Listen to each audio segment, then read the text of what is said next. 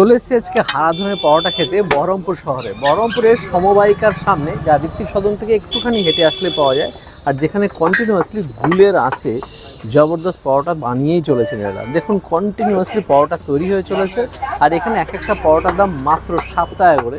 আর speed দেখুন, দুজনে মিলে দেখুন এখানে বেলেই চলেছে।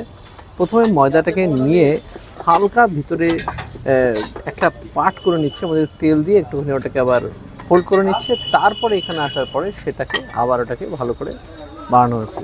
4টে তাওয়া, এখানে 3টে তাওয়া, এখানে একটা তাওয়া, 4টে তাওয়ায় লাগাতার পরোটা তৈরি আছে। এই পরোটার সাথে খাওয়ার জন্য কি থাকে দাদা? ঘুগনি আছে, ছোলার ডাল আছে। ঘুগনি আর ছোলা ডাল আছে, অপশান যেটা খুশি নিতে পারেন।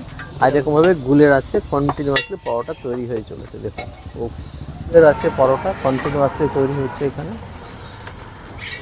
বাহ, জবরদস্ত গুলের আছে পরোটা। গ্যাসটা আলাদা হবে। পরোটার সাথে খাওয়ার জন্য এখানে দেখতে পাচ্ছি ডিম কারি আছে, আর আছে ঘুগনি।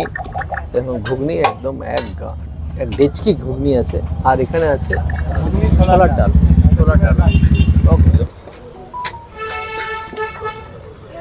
তো নিয়ে এলাম এখানে 33 বছরের পুরনো হারাধনের পরোটা থেকে পরোটা, যেখানে এক এক পিসের দাম 7 টাকা করে। সেখানে ঘুগনি বা ছোলা ডাল যে কোনো একটা কিছু আপনি ফ্রিতে পেতে পারেন। সঙ্গে যে ডিমের দাম ফ্ল্যাকচুয়েট করে, আজকে দাম আছে 12 টাকা, কখনো 10 টাকা, কখনো 15 টাকাও হতে পারে। তো প্রথমে পরোটা দেখি, বাহ গুলের আছে পরোটা, একদম নরম, একদম নরম।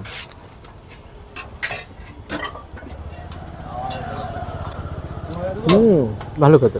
আর গুলের আছে হওয়ার জন্য তেল কম, এতে বেশ ভালো। ঘুগনিটা ফাটাফাটি, তবে একটু স্পাইসি, ঝাল ভালো ঝাল আছে। ডিম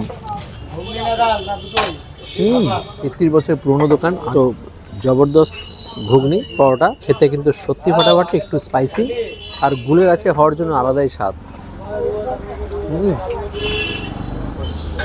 বহরমপুরে অন্যতম হাই সেলিং পরোটা, যেখানে প্রচুর সেল হয়, প্রতিদিন প্রচুর মানুষ আসে, প্রচুর পরোটা লোকে খান।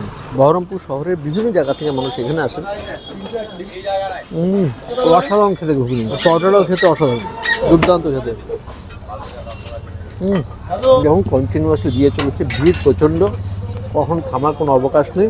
আর আমাদের প্রায় আধা ঘন্টার উপরে ওয়েট করতে হলো এই ডিম পরোটা নিতে। এতে সত্যি ফাটাফাটি।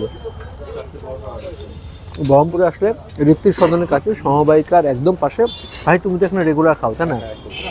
ভাইয়ের সৌজন্যে কিন্তু আমার এখানে আসা, ওই আমাকে